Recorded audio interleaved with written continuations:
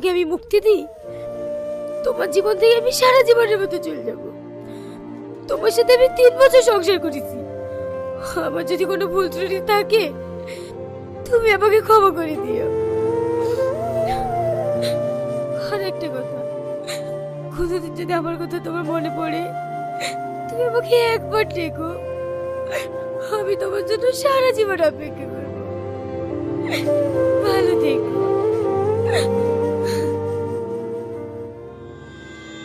আমি থাকতে তোর কথা জীবনে মনে করবে না, যা এখান থেকে।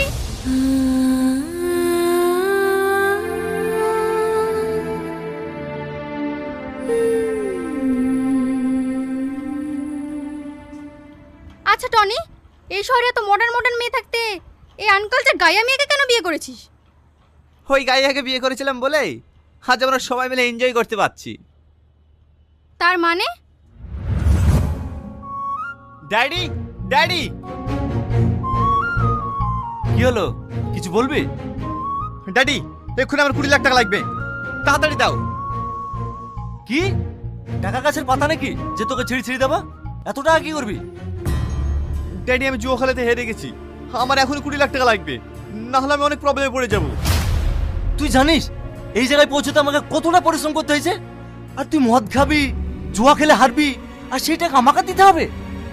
অফকোর্স আমাকে দিতে হবে, আমি তোমার একমাত্র সন্তান, এই সমস্ত সম্পত্তির মালিক আমি, আমাকে দিবে না তো কাকে দিবা? হ্যাঁ দেবো তো, কিন্তু তোকে নয়, তোর সঙ্গে যার বিয়ে হবে সেই মেয়েটাকে।